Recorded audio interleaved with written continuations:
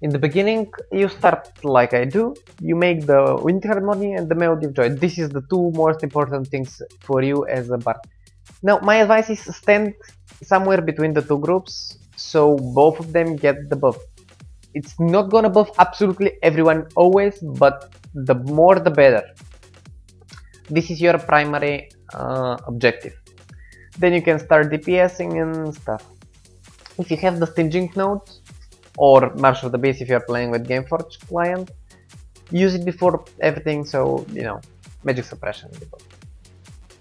Now, if you're playing in weaker alliance, this is the video for you.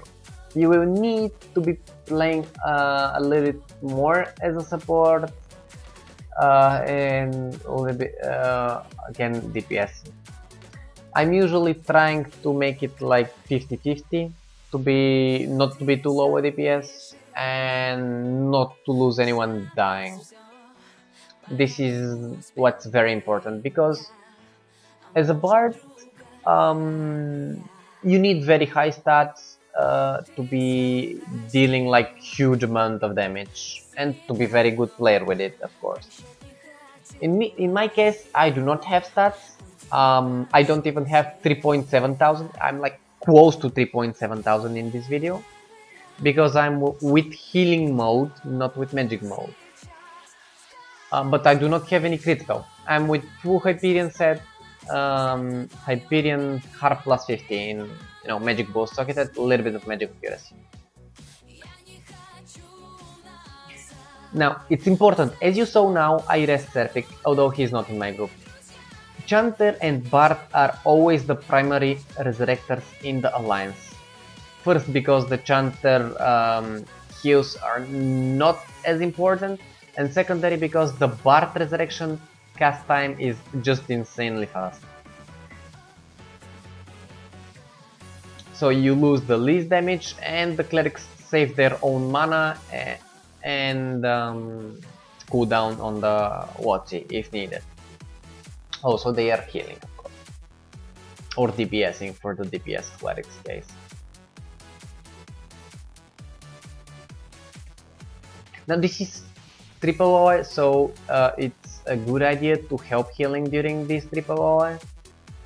Once everyone is back to full HP, you continue DPSing.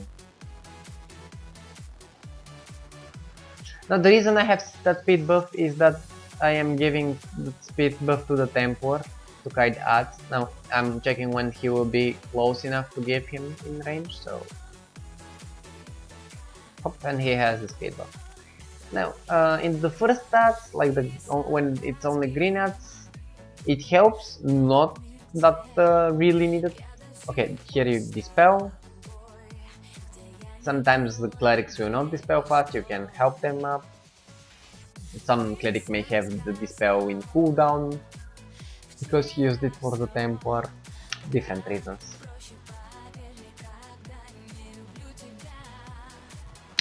Now the biggest reason that I'm using healing mode in this alliance is because I do not have stats to be dealing as much damage, and I prefer having the support vision stigma.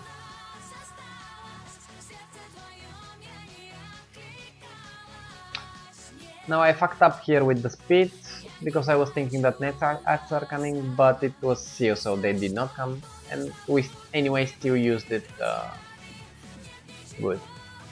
We had the buff while running to the boss. Now you saw what I did here. I did not cast the joy. The reason for that is I wanted to save it to buff it on as many people as I can when we go inside.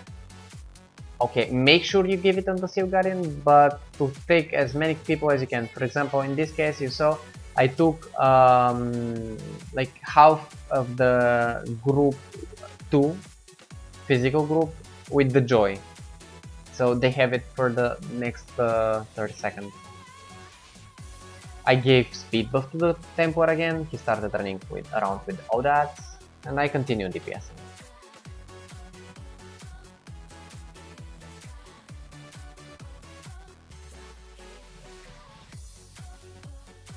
Now here I went way too far for the joy, so but I asked the chanter.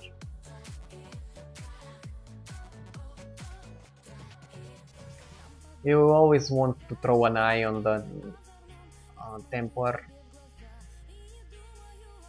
And in case something like this happens, when the templar is far enough and cannot or doesn't have cooldowns, you can pull those shits away. They explode, bam, voila. Okay, Shadow Torment, aka Dimensional Wave, or as I call it, Darkness, Blackness. Here it's good if one of the clerics pop a quit out in case the odds are way too close and it's probability to die, and you to pop up chorus. But in this case we use both. Nothing wrong with it. Better safe than sorry. Again, joy in the middle.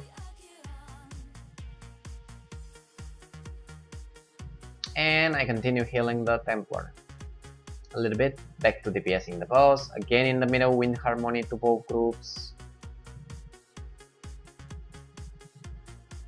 Now, big mistake is that many bards do not move when they are doing those support skills and they give it only to the magic group. Now, wind harmony does not give absolutely anything to the fucking magic group. You don't need magic accuracy for this stupid boss at all, like really. All the magic classes have more than enough. Beritra requires less magic accuracy than Runadium or Catalamize. So the physical group is the one. The physical group is the one that needs the wind harmony, and you need to give it mostly to it. Again, you need to give joy to the Sea of Guardian. Try to take as many people as you can in the buff. Heal up the Sea of Guardian, back to DPS in the boss. Basically, this is what you do the entire run.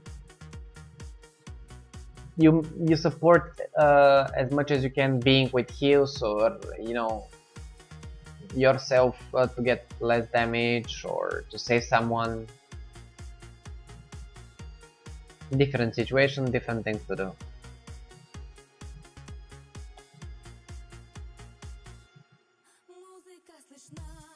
Now this was a big mistake. Try not to be doing this. When you're not casting a skill, do not stay in the middle as I did, because you're gonna be taking that away in the middle that he just used. I mean Beritra. Now you see, I tried to take this map and I took it because the Templar was far, and we didn't want to be on the group. It was the darkness, blackness, whatever. We don't want to die. And this is it. Thank you for watching, I guess.